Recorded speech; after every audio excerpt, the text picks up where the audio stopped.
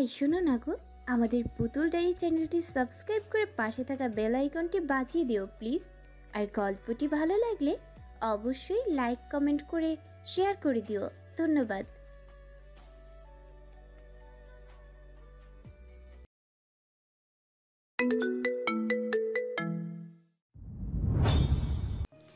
গাড়িতে নীরবতা বিরাজমান। তখন থেকে আসিল একটা কথাও বলেনি ফারাদের সাথে। ফারাদ একবার বলার চেষ্টা করেছিল, কিন্তু আসিল উত্তর দেয়নি। আসিলের মনের মধ্যে শুধু ফারহাদের সেই রাতের বলা কথাগুলি ঘুরছে। তার মানে সেই বন্ধুরূপী প্রতারক বেঈমান বলতে সে তার আব্বুকেই বুঝিয়েছিল। কথাটি ভেবে আসিলের গাল বেয়ে পানি গড়িয়ে পড়ে। ফারহাদের অগোচরিতা মুছে ফেলে। আর প্রতিশোধ? না, আর ভাবতে পারছে না। ফারহাদ আসিলের দিকে তাকিয়ে গলা কেসে বলল, অ্যাঞ্জেল, আর ইউ ওকে? কিছু বলছো না তখন থেকে? Any problem? শরীর খারাপ লাগছে? নিশ্চয়। ফারহাদ এবার কিছুটা জোরেই বলল, আমার দিকে তাকাও। কিছু জিজ্ঞাসা করেছি আমি? আমি কান দিয়ে শুনি, চোখ দিয়ে না। আর হ্যাঁ, আমি বেঁচে আছি, ঠিক আছি। আসিলের কঠোর কণ্ঠ শুনে ফারহাদ অবাক হলো কিছুটা। মেয়েটা এইভাবে কথা বলছে কেন? ফারহাদ আর কোনো কথা বলে না, চুপচাপ ড্রাইভ করতে থাকে। গাড়ি চলছে ফাঁকা হাইওয়ে দিয়ে। জানালার বাইরে থেকে আসা ঠান্ডা হাওয়ায় আসিলের বেবি হেয়ার উড়িয়ে দিচ্ছে। এরই মাঝে ফারহাদ সামনের দিকে তাকিয়ে বলল, ড্রাইভ করতে পারো? আসিল ফারহাদের এহেন কথায় রিকুজকে তাকায়। কথা বলার এতটুকু ইচ্ছে না থাকা সত্ত্বেও দীর্ঘশ্বাস ফেলেই বলল, না। তাহলে এখন যা করতে হবে তোমাকেই করতে হবে। ফারহাদের কথায় আসিলের কুচকানো কপালে আরো ভাঁজ পড়ে। ফারহাদ গাড়ির ড্রয়ার থেকে গান বের করে আসিলের হাতে ধরিয়ে দেওয়ার পর, আমাদের ঠিক পিছনে একটা গাড়ি আসছে, সেই গাড়ির প্রথম চাকা বরাবর শুট করো। আসিল অবাক হয়ে জানলা দিয়ে হালকা পেছনের দিকে তাকাতেই দেখলো সত্যি একটা কালো গাড়ি তাদের পেছন করছে। কিন্তু শুট না, না, এটা আসিল পারবে না, হবে না, এটা তার দ্বারা। আমি এরকম কিছুই করব না। আসিল, বোঝার চেষ্টা করো। তুমি আমার সাথে আছো, তাই গাড়ি চালানোর সাথে আমি শুট করার রিস্ক নিতে পারবো না। এটা তোমাকেই করতে হবে, না হলে তারা শুট করে দেবে। Try to understand. আসিল কি করবে ভেবে না পেয়ে শুকনো ঠোক গেলে গান সমেত হাত বের করে আর চোখ বন্ধ করে ট্রিগারে চাপ দিতে এক ভয়ানক আওয়াজে আসিল কেঁপে ওঠে। সাথে সাথেই থেমে যায় তাদের গাড়ি। হঠাৎ করে এক নিস্তব্ধতা বিরাজ করছে চারিদিকে। কিছুক্ষণ পর আসিল ধীরে ধীরে চোখ খোলে। গাড়ির লুকিং গ্লাসের দিকে তাকিয়ে দেখলো তাদের পেছনের গাড়ি ল্যাম্প পোস্টের সাথে ধাক্কা লেগেছে। আর স্পষ্ট দেখা যাচ্ছে গাড়ির ভেতরে ড্রাইভ করা লোকটার কাঁচ ভেদ করে তার বুকে গুলি লেগেছে। তার পাশে বসে থাকা ব্যক্তি ঘাড় উল্টে সিটের সাথে লেগে আছে। হয়তো অ্যাক্সিডেন্টের কারণে সেও মারা গিয়েছে। আসিল এবার ফুপিয়ে উঠল। তার জন্য দুইটা মানুষ মৃত্যুবরণ করেছে। কথাটি ভেবে এই রক্ত হিম হয়ে যাচ্ছে। এতটা অমানুষ সে কিভাবে হতে পারলো? সে তো এরকম নয়, একদম নয়। হাত থেকে গান পড়ে যায়। নিজের মাথা চেপে ধরে কাঁদতে থাকে। একসাথে এত কিছু নিতে পারছে না ফারহাদ। আসিলের দিকে হাত বাড়িয়ে দিতে আসিল গাড়ির দরজা খুলতে খুলতে ফিল করে বলে, আমি কাউকে মারতে পারি না, না পারি না। আমি জীবনে একটা পিঁপড়েকেও নিজের পায়ের তলায় আসতে দেইনি কখনো। আর আজ আপনার সাথে থেকে আমি মানুষ মারছি, খুন করেছি। আল্লাহ, আমি এটা কি করলাম? কি হচ্ছে এগুলো? আমি এরকম নই, আর না এরকম জীবন কাটাতে চাই। এরকম নানান কথা বলে গাড়ি থেকে বেরিয়ে যায় আসিল। দূরে দাঁড়িয়ে নিজেকে শান্ত রাখার বিফল চেষ্টা করে, কিন্তু লাভ হয় না।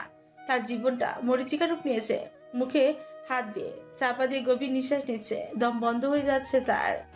হঠাৎ কাঁধে গরম নিঃশ্বাসের আভাস পেতে আসিল ঘুরে তাকায়। ফারহাদের শান্ত দৃষ্টিতে তাকিয়ে আছে তার দিকে।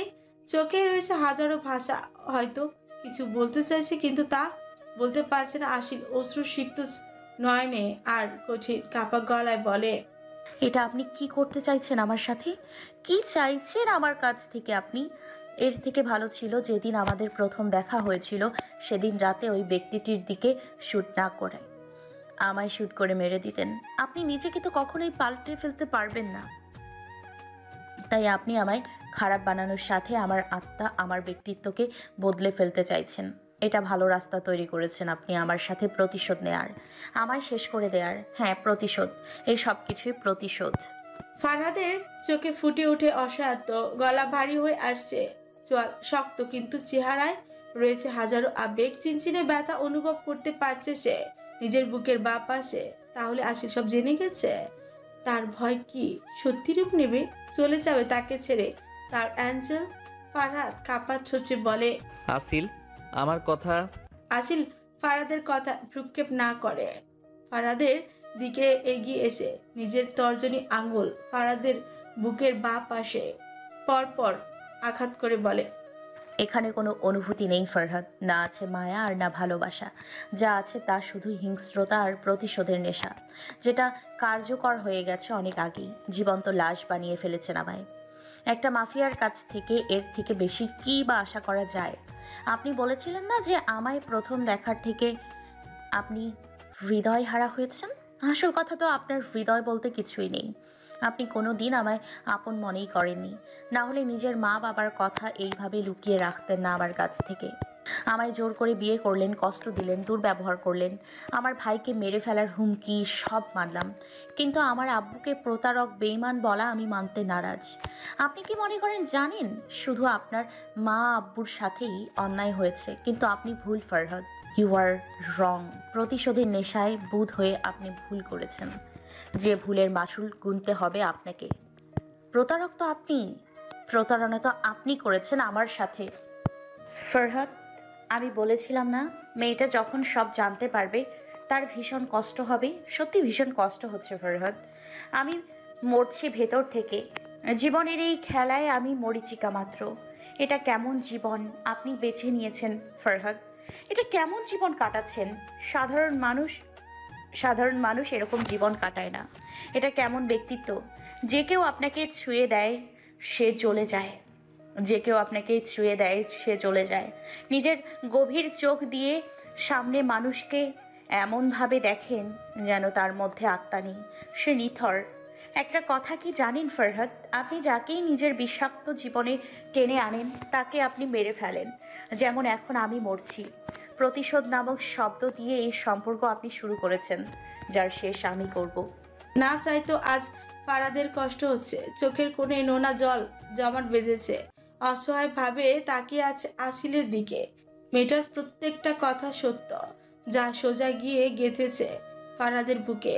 সত্যি জীবনটা এরকম না হলেও পারত। পলকহীন ফারহাদের দৃষ্টি আসিলের উপর, অশান্ত মন, অসহায় নয়ন, আর সেই গভীর নয়নে জমে ওঠা নোনা জল। বুকের মাঝে চিনচিনে ব্যথা আর শুকিয়ে যাওয়া গলায় বারবার ঢোক গিলে যাচ্ছে। হয়তো কান্না আটকে রাখার চেষ্টা। আজকের ফারহাদের সাথে আগের ফারহাদের কোনো মিল নেই। সে তো আজ অসহায় শেষ পর্যায়ে। বুকে রয়েছে কাউকে হারিয়ে ফেলার প্রবল আকাঙ্ক্ষা। ফুপাতে থাকে। আসিলের দিকে তাকিয়ে ফারহাদ কিছু বলার জন্য আসিলের হাত ধরতে চাইলে আসিল দুপা পিছিয়ে যায়। ভাঙা আর কঠিন কণ্ঠে বলে, এই ভুল আর করবেন না। আমাকে ছুঁয়ে দেওয়ার চেষ্টাও না। আপনি আমায় ভেঙে গুঁড়িয়ে দিয়েছেন, প্রতিশোধ নিতে চেয়েছিলেন না? তাতে আপনি সফল। এই রাতের আধারের মতো আপনি আমার জীবনও অন্ধকারে ভরিয়ে দিয়েছেন। আর যদি এতেও মন না ভরে তাহলে এই মুহূর্তে আমায় মেরে ফেলুন, কারণ এই কষ্ট আর নিতে পারছি না আমি। আসিল ডুকরে কেঁদে উঠল। এগিয়ে গিয়ে ফারাদের কলার টেনে ধরে ঝাঁকাতে লাগলো। একটা সময় ক্লান্ত হয়ে কপাল ঠেকালো ফারাদের প্রশস্ত বুকে। আমি জানি আপনার সাথে জীবন অবিচার করেছে, কিন্তু তার মানে একদমই এরকম নয় যে আপনি অন্যদের সাথেও একই ধরনের অবিচার করবেন। আর বিলাপ করে বলতে থাকে, আপনার সাথে থেকে আপনার আলো হয়তো চেয়েছিল নিজের ভালোবাসার দ্বারা আপনার হিংস্রতা দূর করতে চেয়েছিলাম, কিন্তু আপনি কি করলেন ফরহাদ? কথাটি বলে আসিল মাথা তুলে তাকায় ফারাদের কলার ছেড়ে ফারাদের দিকে। কিছুক্ষণ তাকিয়ে উল্টো পথে হাঁটা শুরু করলো। ফারাদ ছট করে আসিলকে পেছন থেকে চেপে জড়িয়ে ধরে। আসিলের মাথার পেছনে নিজের কপাল ঠেকিয়ে বিবশ কণ্ঠে আর দ্রুত লয়ে বলল, অ্যাঞ্জেল, আমি সব ঠিক করে দেব। সব আগের মতো করে দেব। সব আগের মতো আর কিছুই নেই, না আমি আর না আপনি, সব শেষ। আসিল ফারাদকে ছাড়াতে গেলে ফারাদ পেছন থেকে আসিলের গালে হাত রেখে মুখ ঘুরিয়ে নিজের ঠোঁট বসায় আসিলের অধরে।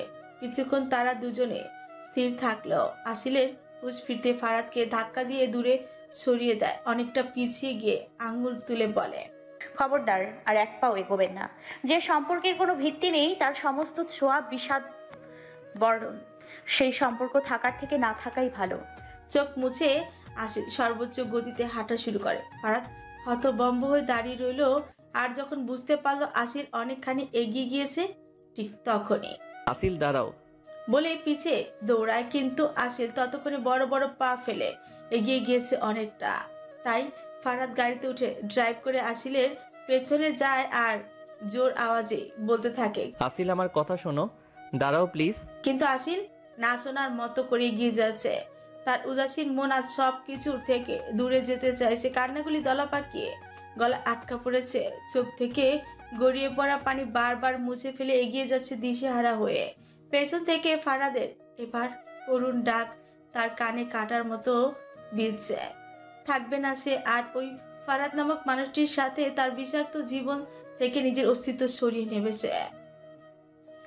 এইসবের মধ্যে ঘটে যায় এক আকস্মিক ঘটনা। হঠাৎ ফারাদের গাড়ির সামনে একটি গাড়ি এসে দাঁড়ায়, যার ফলে ফারাদের গাড়ি ব্রেক কষে জোর আওয়াজে। ফারাদ কিছু বুঝে ওঠার আগে গাড়িটি আবারও দ্রুততার সঙ্গে এগিয়ে যায়, আর যাওয়ার আগে ফারাদের গাড়ির সামনের দুটো টায়ারে শুট করে যায়।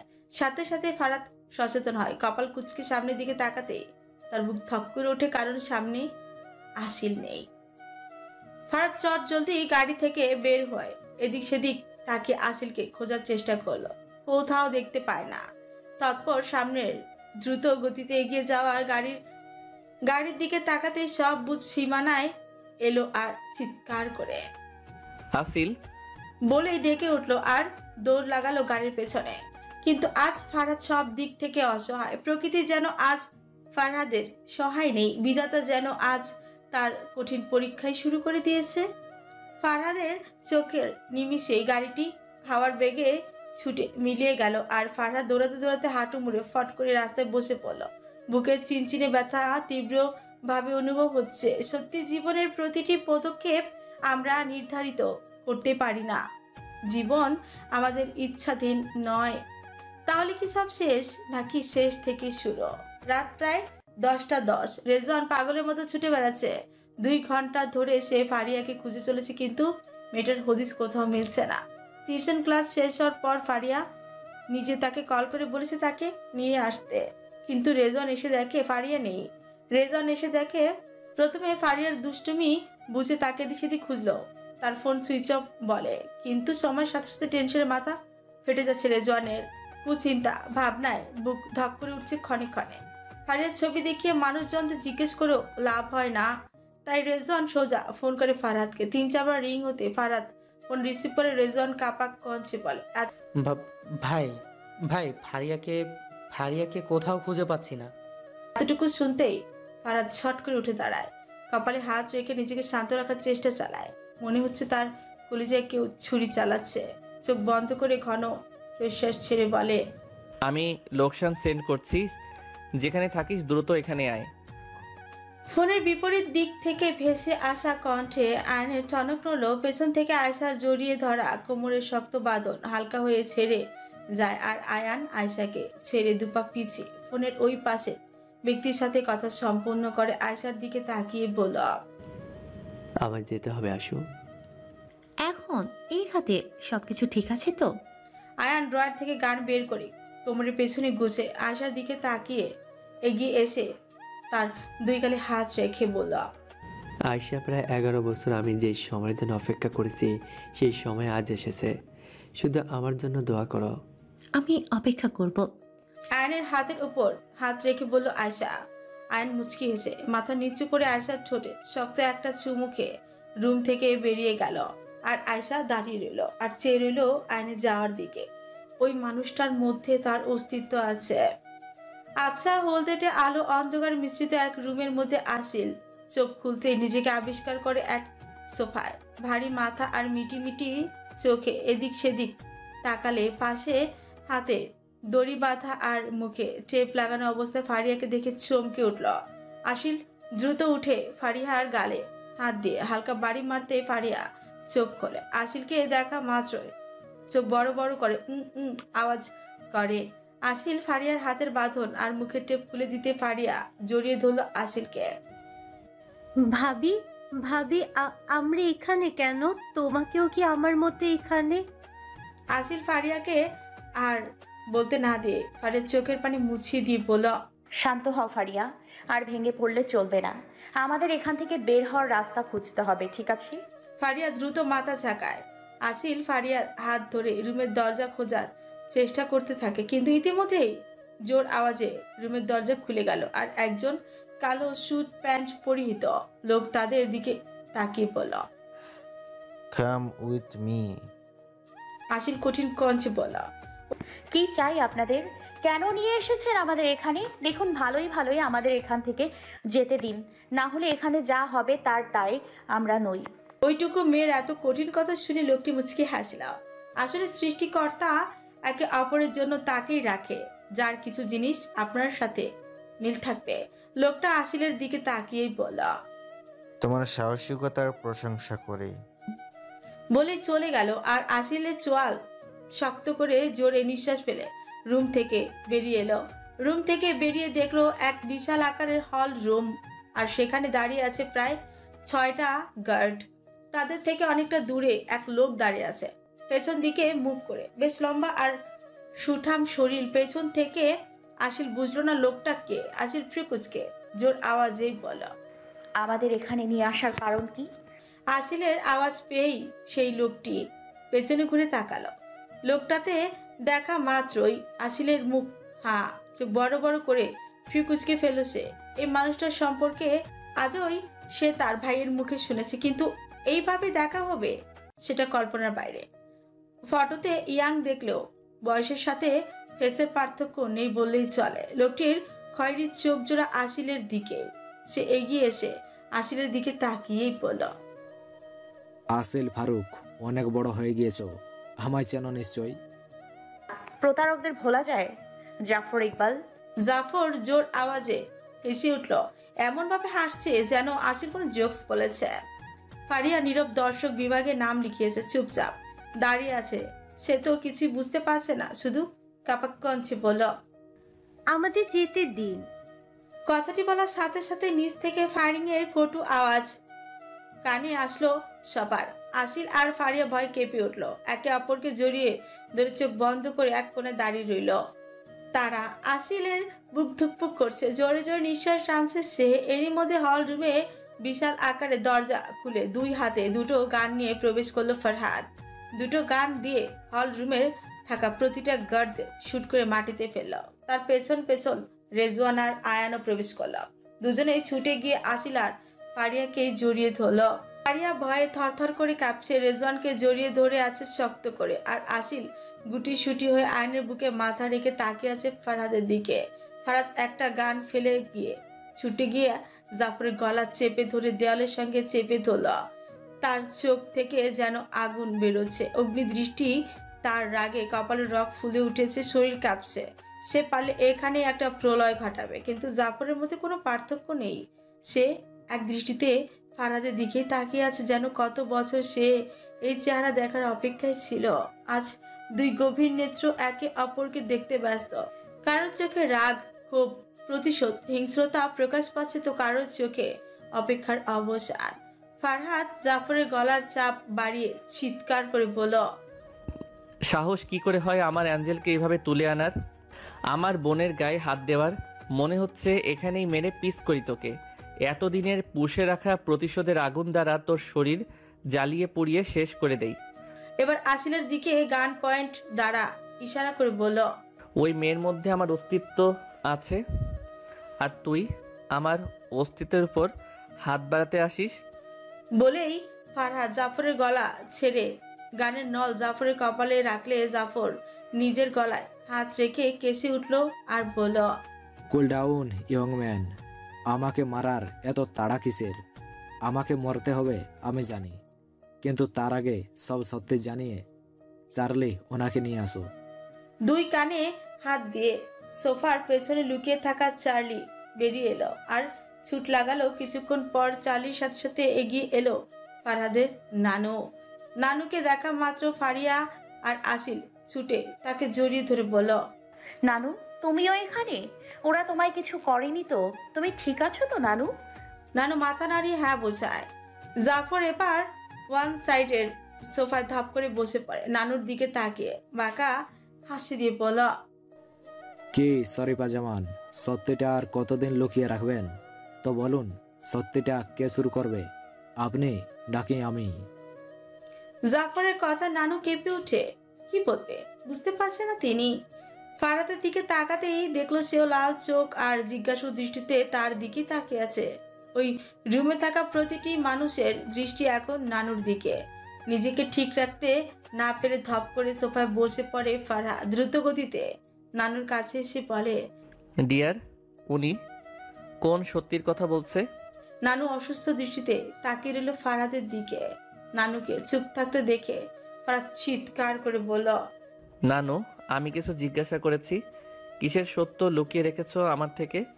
আমি জানতে চাই। ফারহাদ মাথা চেপে ধরে চোখ উঠিয়ে আসিলের দিকে তাকিয়ে দেখলো সে শান্ত দৃষ্টিতে তাকিয়ে আছে। আসিলের এই দৃষ্টি ফারহাদকে শান্ত হয়ে যেতে বাধ্য করলো। এরই মাঝে জাফর বলল,